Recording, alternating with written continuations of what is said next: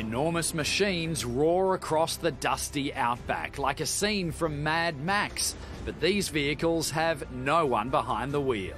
No driver in there. It actually is really amazing, this technology. It's no fictional desert wasteland, but a thriving round-the-clock mine site, moving millions of tonnes of iron ore, pumping billions into the Australian economy. Welcome to the biggest autonomous mining operation on the planet. I firmly believe this is the way of the future. We're at Fortescue's Solomon mine site, north of Tom Price, around 1,700 kilometres from Perth.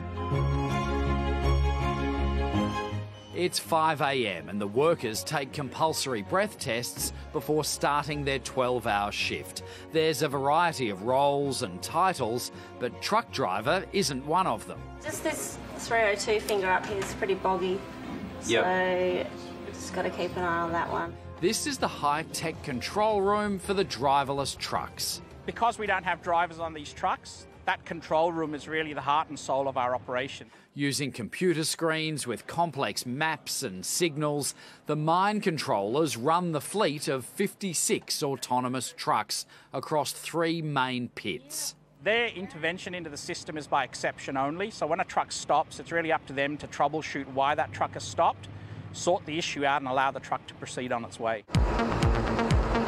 When the light changes from green to blue, the truck is in autonomous mode. A puff of smoke and a cloud of red dust, and this one is off for a day's work. Here's what it looks like inside the driverless truck. Each one is fitted with a GPS device, their every move tracked by a computer server. Truck's got onboard sensors on the front of the machine that allows it to actually see what's in front of it. If obstacles approach, vehicles, people, birds, they'll slow down and come to a complete stop. Very predictable, very safe, and there's a lot of programming in place to make sure that they will stop if there's an obstacle in the way. Each 160-tonne truck carries 240 tonnes of iron ore. That's 400 tonnes of metal moving across the mine site at 60 kilometres an hour. When we have wet weather or when we've had a bit of rain, we can apply global speed limits or traction control limits on the trucks, but generally the trucks will decide how fast they want to take roads and corners themselves. Only up close can you appreciate the size of these machines and the speed with which they travel across the mine site. And then you remember, there's no one behind the wheel. Since 2013, since we started the first autonomous trucks, we've moved over 500 million tonnes autonomously. It's not just trucks. These huge drilling machines used to be individually operated. As of late last year, they're now driverless too. We've got a fully autonomous, fully integrated mine site. We've got no separation as such between our manned operations and our autonomous fleet. Just wait till you see how the 6 autonomous drill rigs are remotely operated. This is where all the control takes place. This is our drill command centre. 2 drill controllers monitor 3 rigs each using remote cameras and a wall of screens. When they need to manually control one of the drills, they do it using a video game controller.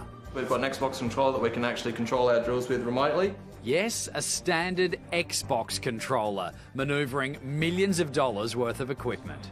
So it looks like one big computer game. It does look like one big computer game, but I can definitely assure you these guys are hard at work at the moment, drilling holes and making sure that we achieve what we need to with this system. Before you get too worried about computers and robots taking over the workforce, Fortescue insists it hasn't slashed staff. There's absolutely been no redundancies through that whole process. We've planned this well in advance. We've made sure that all our people have been either upskilled, relocated to other operations, had opportunities for new jobs. Workers say the benefits include improvements to safety and productivity. We're about 30% more productive than a manned fleet.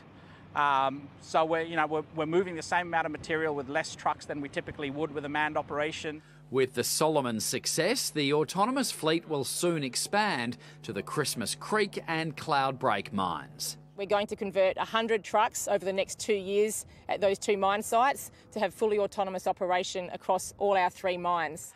After running 2 of the company's mines, Julie Shuttleworth has just begun her new role as Deputy CEO, FMG's top 2 jobs going to women. 2 of the 4 core leadership team are women. There's a lot of support around that. But the most important thing is that people have been selected for what they bring to that role, what they deliver to the business and the results they deliver to the business. Back down on the mine, once the ore's out of the ground, the driverless trucks take it to the crushers. When the rocks come out of the ground, they're a little bit big for our customers. We make them the right size and the right quality. Looking like giant roller coasters, a series of conveyor belts carries the precious cargo to a processing plant. We wash it, put it through some crushers, a couple of separation processes, and then it's ready to go onto the train. The final processing stage is here. This machine is called a reclaimer, which loads up to 17,000 tonnes an hour. Then it's off to the train, 2 kilometres long, 234 carriages, each one loaded in around 1 minute. There are no dump trucks. Again, it's all automated.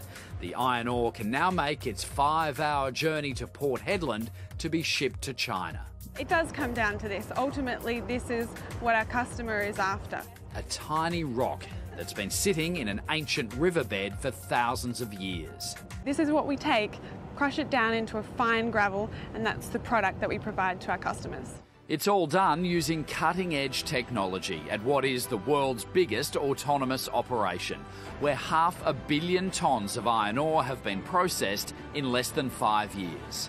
The mining boom is not over. We need mining. Mining will continue no matter what the cycles do. While the price has been flat in recent times, the outlook for demand remains high.